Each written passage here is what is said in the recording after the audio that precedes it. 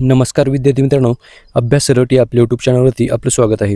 तर विद्यार्थी मित्रांनो बघा, आज आपण पाहणार आहोत 27 जून 2026च्या अत्यंत महत्त्वाच्या चालू घडामोडी. तर व्हिडिओ पहिल्यापासून शेवटपर्यंत पाहण्याचा प्रयत्न करा. अतिशय महत्त्वाचे आणि निवडक प्रश्न असणार आहेत, जे की तुम्हाला कोणत्याही स्पर्धा परीक्षेमध्ये डायरेक्ट विचारली जाऊ शकतात. तर बघा, आजचा प्रश्न क्रमांक 1 आहे, टॉप 500 जगातील सर्वात शक्तिशाली सुपर कम्प्युटरच्या 67व्या यादीमध्ये कोणता सुपर कम्प्युटर पहिल्या क्रमांकावर आहे? तर बघा, याचं उत्तर आहे लाईन शाईन. म्हणजेच बघा, ऑप्शन नंबर ए याचं उत्तर असणार आहे. तर लाईन शाईन हा चीन या देशाचा कम्प्युटर टॉप 500 जगातील सर्वात शक्तिशाली सुपर कम्प्युटरच्या 67व्या यादीमध्ये पहिल्या स्थानी आलेला आहे. लक्षात ठेवा. तर चला बघूयात आपण. बघा, जून 2026मध्ये जर्मनीतील हॅम्बुर्ग येथे आयोजित ISC 2026 परिषदेमध्ये ही यादी जाहीर करण्यात आली आहे. जगातील सर्वात शक्तिशाली सुपर कम्प्युटरच्या 67व्या यादीमध्ये म्हणजेच टॉप 500 पैकी चीनचा लाईन शाईन हा सुपर कम्प्युटर पहिल्या क्रमांकावर आहे. तर लक्षात ठेवा. आणि याने अमेरिकेच्या EI कॅप्टन याला मागे टाकून अव्वल स्थान प्राप्त केले आहे. तर बघा, या यादीमध्ये दुसरे स्थान आहे अमेरिकेचे EL कॅप्टन या सुपर कम्प्युटरचा. लक्षात ठेवा. चला पुढचा प्रश्न बघूयात आपण. प्रश्न क्रमांक 2 आहे बघा, फिफा विश्वचषकाच्या इतिहासामध्ये सर्वाधिक म्हणजेच 18 गोल करणारा खेळाडू कोण बनला आहे? तर बघा, याचं उत्तर असणार आहे Lionel Messi. Option number A याचं उत्तर असणार आहे बघा. तर लक्षात ठेवा, इम्पॉर्टंट प्रश्न आहे बघा विद्यार्थी मित्रांनो. चला बघूयात आपण. फिफा विश्वचषकाच्या इतिहासामध्ये सर्वाधिक म्हणजेच 18 गोल करणारा खेळाडू अर्जेंटिनाचा स्टार फुटबॉलपटू लिओनेल मेसी हा बनला आहे. तर लक्षात ठेवा, लिओनेल मेसी हा अर्जेंटिना या देशाचा आहे. तसेच बघा, जून 2026मध्ये चालू असलेल्या फिफा विश्वचषक या स्पर्धेमध्ये ऑस्ट्रेलियाविरुद्धच्या सामन्यामध्ये 2 गोल करत मेस्सीने हा ऐतिहासिक टप्पा गाठलेला आहे. आणि बघा, या कामगिरीसह त्याने जर्मनीच्या मिरोस्लाव क्लोसचा 16 गोल असलेला पुरुषांमधील आणि ब्राझीलच्या महिला खेळाडू मार्ताचा 17 गोल असलेला सर्वकालीन विक्रम मोडीत काढलेला आहे. प्रश्न क्रमांक 3 आहे बघा, स्वयंचलित फेरफार प्रणाली आणि कागदविरहित नोंदणी 2.0 कोणत्या सरकारने सुरू केली आहे? तर बघा, याचं उत्तर असणार आहे हरियाणा. ऑप्शन नंबर सी याचं उत्तर असणार आहे बघा. तर चला बघूयात आपण. बघा, 23 जून 2026 रोजी हरियाणाचे मुख्यमंत्री नायब सिंह सैनी यांनी डिजिटल गव्हर्नन्स आणि पारदर्शकता वाढविण्यासाठी या प्रणालीचा शुभारंभ केलेला आहे. आणि बघा, जमीन किंवा मालमत्तेची खरेदी विक्री झाल्यानंतर नागरिकांना फेरफार म्हणजेच म्युटेशन करण्यासाठी हा स्वतंत्रपणे अर्ज करावा लागणार नाही. तर आता मालमत्ता नोंदणी होताच फेरफार प्रक्रिया आपोआप म्हणजेच बघा स्वयंचलित सुरू होणार आहे. तर लक्षात ठेवा. चला पुढचा प्रश्न बघूयात आपण. प्रश्न क्रमांक 4 आहे बघा, खीर भवानी मेळा दरवर्षी कोठे आयोजित केला जातो? तर बघा, जम्मू आणि काश्मीरमध्ये खीर भवानी मेळा हा दरवर्षी आपण साजरा करतो. ओके, म्हणजेच बघा, खीर भवानी मेळा हा जम्मू आणि काश्मीर या केंद्रशासित प्रदेशामध्ये दरवर्षी साजरा केला जातो.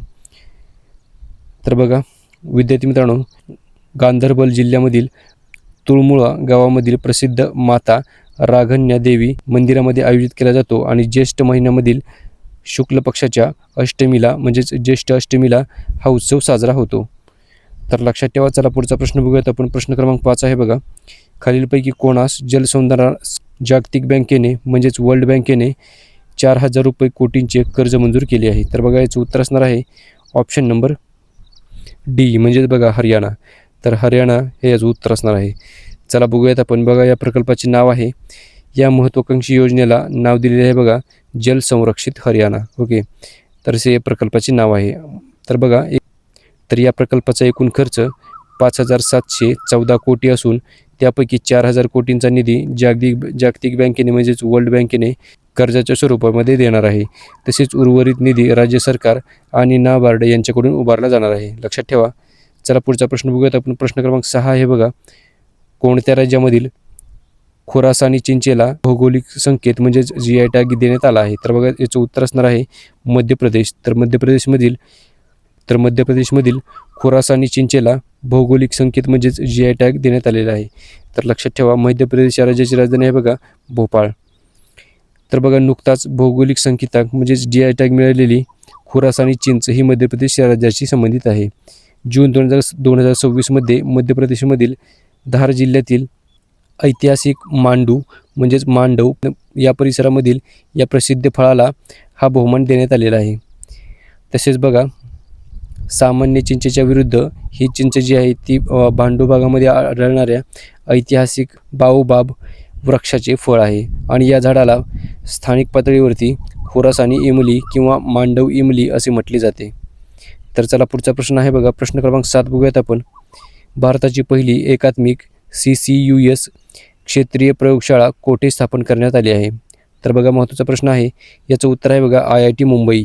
यामध्ये वेस्ट टू वेल्थ म्हणजेच बघा यामध्ये समुद्राचे पाणी किंवा सांडपाण्याचा वापर करून शोषलेल्या कार्बनचे रूपांतर उच्च शुद्धतेच्या कार्बोनेट आणि बायकार्बोनेट सॉल्टमध्ये म्हणजेच क्षारमध्ये केले जाते आणि याचा वापर सिमेंट, पोलाद, स्टील आणि औषध निर्मिती उद्योगामध्ये केला जाणार आहे.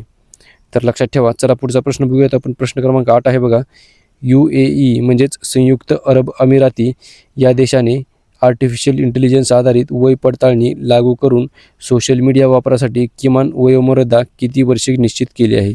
तर बघा याचं उत्तर आहे 15 वर्ष. तर चला बघूयात आपण. UAE म्हणजेच संयुक्त अरब अमिराती या देशाची राजधानी आहे बघा अबुधाबी. म्हणजेच संयुक्त अरब अमिराती या देशाने डिजिटल सुरक्षा मजबूत करण्यासाठी सोशल मीडिया वापरासाठी आणि किमान वयोमर्यादा 15 वर्षे निश्चित केलेली आहे. तर बघा 15 वर्षाखालील मुलांना वैयक्तिक सोशल मीडिया खाते तयार करण्यास किंवा वापरण्यास पूर्णपणे बंदी घालण्यात आलेली आहे. चला पुढचा प्रश्न बघूयात आपण. प्रश्न क्रमांक 9 आहे बघा, भारतामधील पहिली व्यावसायिक स्तरावरील कोळशापासून अमोनियम नायट्रेट निर्मिती प्रकल्पाची पायाभरणी कोणत्या राज्यामध्ये केली आहे? तर बघा याचं उत्तर असणार आहे ओडिसा म्हणजेच ऑप्शन नंबर बी याचं उत्तर असणार आहे बघा. चला बघूयात आपण. ओडिसा या राज्याची राजधानी आहे बघा भुवनेश्वर. तर बघा 20 जून 2026 रोजी भारताच्या राष्ट्रपती द्रौपदी मुर्मू आणि पंतप्रधान नरेंद्र मोदी यांनी डिजिटल माध्यमातून या महत्त्वपूर्ण प्रकल्पाची पायाभरणी केलेली आहे. तर बघा याचे स्थान आहे, हा प्रकल्प ओडिशामधील झारसुगुडा जिल्ह्यामधील लखनपूर येथे सुमारे 350 एकर जागेवर उभारला जात आहे. आणि बघा गुंतवणूक आणि विकास, तर बघा या प्रकल्पाचा एकूण खर्च 25,016 कोटी आहे आणि हा प्रकल्प Bharat coal gasification and chemical limited याद्वारे विकसित केला जात असून ही कंपनी कोल इंडिया लिमिटेड आणि भेल म्हणजेच BHEL यांचा संयुक्त उपक्रम आहे, लक्षात ठेवा. आणि या प्रकल्पाची क्षमता आहे बघा, तर या प्लांटची क्षमता दररोज 2000 टन अमोनियम नायट्रेट उत्पादनाची असेल. तर लक्षात ठेवा. चला पुढचा प्रश्न बघूयात आपण. प्रश्न क्रमांक 10 आहे बघा, भारतीय तटरक्षक दलामध्ये सामील झालेले पहिले स्वदेशी बनावटीचे एअर कुशन होवरक्राफ्ट कोणते आहे? तर बघा त्याचं नाव आहे H561. Okay, option number A याचं उत्तर असणार आहे बघा. तर H561 हे याचं नाव आहे. ओके, तर चला बघूयात आपण याबद्दल. बघा संरक्षण मंत्रालयाने चौगुले शिपयार्डसोबत एकूण 6 स्वदेशी हॉवरक्राफ्टसाठी करार केला असून त्यापैकी हे पहिले हॉवरक्राफ्ट सेवेमध्ये दाखल झाले आहे. तसेच बघा हे एअर कुशन व्हेकल हवेच्या स्तरावरती तरंगत चालते, त्यामुळे खोल समुद्राव्यतिरिक्त उथळ पाणी, चिखलाचा प्रदेश, नद्यांचे किनारे आणि दलदलीच्या भूभागातही अत्यंत वेगाने प्रवास करू शकते. आणि बघा याचा वापर जो आहे तो किनारपट्टी सुरक्षा आणि पाळत ठेवणे तसेच म्हणजेच बघा कोस्टल सर्व्हेलन्ससाठी याचा वापर होणार आहे. आणि तसेच शोध व बचाव मोहीम, तस्करी विरोधी कारवाया आणि व्यवस्थापनासाठी प्रामुख्याने केला जाणार आहे. तर लक्षात ठेवा. आणि याच प्रश्नाबरोबर आजच्या दिवसाचे जे करंट अफेअर्सचे प्रश्न होते तर ते एकूण 10 प्रश्न आपण पाहिलेले आहेत. व्हिडिओ तुम्हाला कसा वाटला हे तुम्ही कमेंट करून विद्यार्थी मित्रांनो नक्की कळवा. भेटूयात आपण उद्या. धन्यवाद.